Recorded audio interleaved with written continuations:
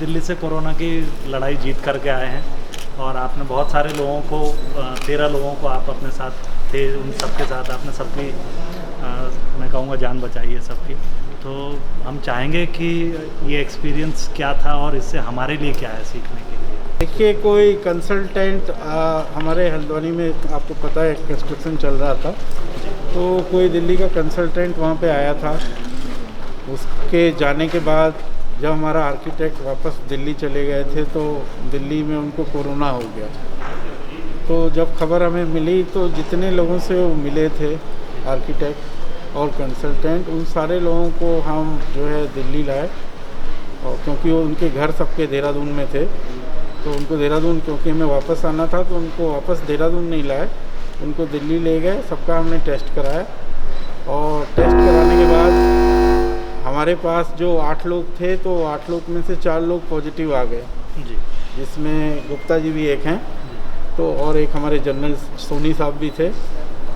और 4 लोग जो नेगेटिव आए उनको हमने फिर 5 दिन और रखा वहाँ पे। तो 5 दिन के बाद वो 4 लोग भी पॉजिटिव आ गए। तो इस तरह से हमने कोशिश की कि उनको जो है देहरादून ना लाया जाए, क्योंकि बहुत से लोगों में कोरोना के लक्षण थोड़ा लेट नज़र आते हैं। तो जो नेगेटिव आए थे उनको भी और वेट करवाया और पूरी तरह से हमने ये चीज़, जो उनके फैमिली मेम्बर्स थे, क्योंकि घर में बच्चे भी होते हैं, बड़े भी होते हैं, या और स्टाफ मेम्बर्स होते हैं देहरादून, तो देहरादून किसी को आने नहीं दिया। उनका टेस्ट करवाया, जब वो पॉजिटिव हो गए तो उसके बाद उन सारे लोगों का दिल्ली में ही ट्रीटमेंट कराया। और उसमें जो मेरा दिल्ली में रेसिडेंस है उसको हमने जो है कोरोना सेंटर बना दिया था। और हम देखते रहे, इसमें बहुत ज़रूरी है कि आप ऑक्सीजन का सैचुरेशन देखते रहे। जिसकी भी ऑक्सीजन 92-93 के नीचे आने लगी तो उसको हमने हॉस्पिटल में उसी समय शिफ्ट करना शुरू किया। और जो ठीक थे 95 के ऊपर ऑक्सीजन दे रहे थे, पल्स रेट जिनका 105 के नीचे था, वो लोग सब वहीं रहे।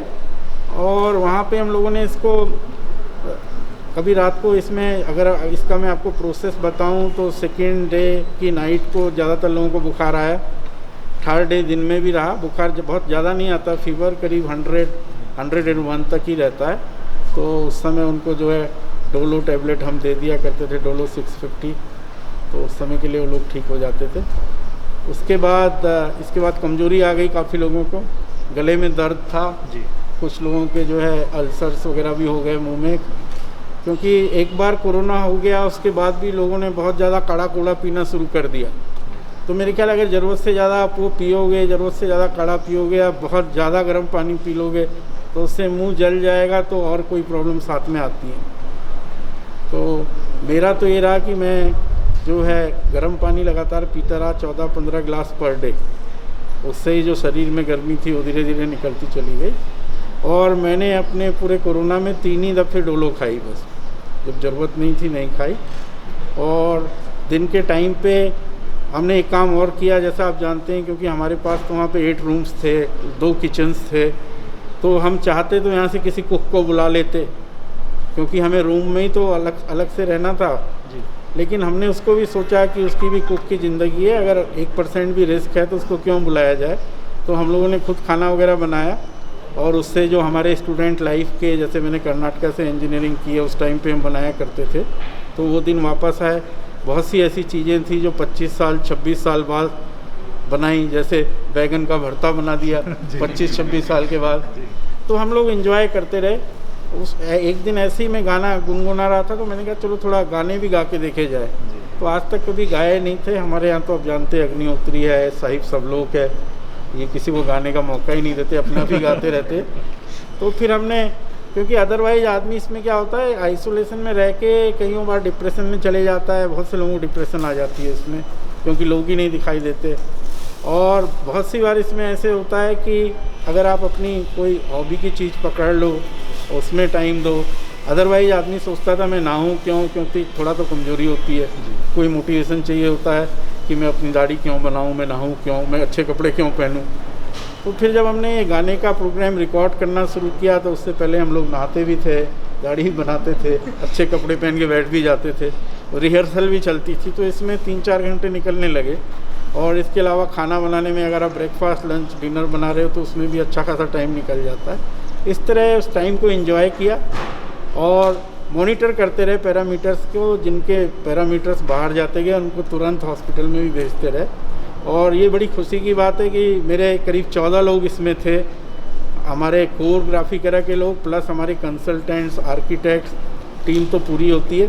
14 लोगों की टीम थी और अब 14 में से करीब 12 लोग तो अपने घर जा चुके हैं और 2 लोग का जो ट्रीटमेंट चल रहा है काफ़ी अच्छा चल रहा है। मेरे ख्याल 1-2 दिन बाद वो भी अपने घर पहुंच जाएंगे।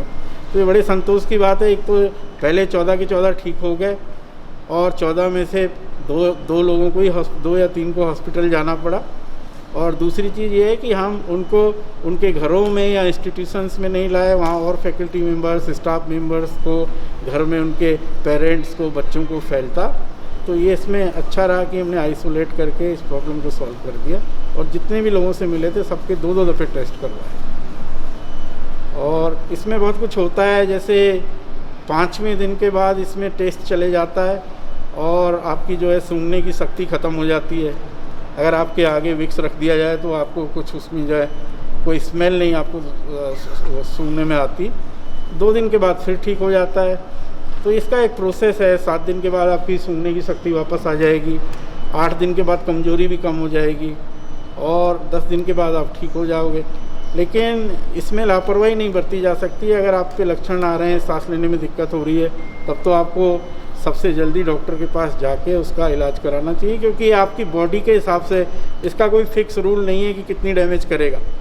आपके इम्यून सिस्टम के हिसाब से, आपके अंदर बॉडी के हिसाब से हर आदमी के लिए अलग अलग किस्म से बिहेव कर रहा है। तो बेटर है कि इससे बचा जाए। और कई बार ऐसे होता है किसी आदमी को कोरोना रखा है, उसको लक्षण नहीं है, लेकिन उसने औरों को दे दिया और औरों के लिए वो जानलेवा साबित हो गया। तो बेटर ये है कि इससे ज़्यादा से ज़्यादा बचने की कोशिश की जाए, क्योंकि हो सकता है आपकी इम्यूनिटी ठीक हो लेकिन आपके घर में किसी की इम्यूनिटी डाउन हो। तो बचा जाए तो अच्छा है, लेकिन अगर हो जाए तो ज़बरदस्ती हॉस्पिटल जाने की भी ज़रूरत नहीं है। जब तक आपकी ऑक्सीजन 90 के ऊपर है, 95 के ऊपर है, जब तक आप घर में रह सकते हैं। और पहले ये सुविधा उत्तरांचल में, उत्तराखंड में नहीं थी। यहाँ ज़बरदस्ती लोगों को हॉस्पिटल में भेजा जा रहा था और हॉस्पिटलों की दशा उतनी अच्छी नहीं थी। तो बहुत से लोग तो हॉस्पिटल में जाके डिप्रेशन में आ जा रहे थे। लेकिन अब गवर्नमेंट ने यहाँ पे भी फैसिलिटी दी है, क्योंकि हम जब हमारे लोगों को हुआ था उस समय नहीं थी, इसीलिए हमने दिल्ली में होम क्वारंटीन लिया। लेकिन अब यहाँ पे भी फैसिलिटी हो गई है कि अगर आपको कोरोना है और कम लक्षण है या लक्षण नहीं है तो आप अपने घर में आइसोलेट होकर रह सकते हैं। उससे हॉस्पिटल में दबाव कम पड़ेगा। और मेरे ख्याल से प्राइवेट हॉस्पिटल्स में लोगों को ज़्यादा बेड्स अलाउ करने चाहिए, क्योंकि सर्विसेज प्राइवेट हॉस्पिटल्स में बेटर होती है, उनका नाम इन्वॉल्व होता है हर चीज़ के साथ। जिस हिसाब से कल तो देहरादून में 400 के ऊपर केसेस थे। तो और भी हॉस्पिटल जो प्राइवेट हैं, उनको जिनके पास वेंटिलेटर्स वगैरह हैं, तो उनको ये सुविधा देनी चाहिए जो ज़्यादा से ज़्यादा लोगों को, जिनको ज़रूरत है हॉस्पिटल जाने की, उनको अच्छा इलाज मिल सके। ऐसा ना हो कि ज़्यादातर लोग अभी यहाँ टेस्ट करने से इसलिए घबराते हैं कि हॉस्पिटल ले जाएगी पुलिस उठा के, और हॉस्पिटल अगर दून हॉस्पिटल ले गई, कहीं और ले गई, हो सकता है वहाँ उतनी अच्छी फैसिलिटी नहीं मिलेंगी। तो टेस्ट ज़रूर कराइए।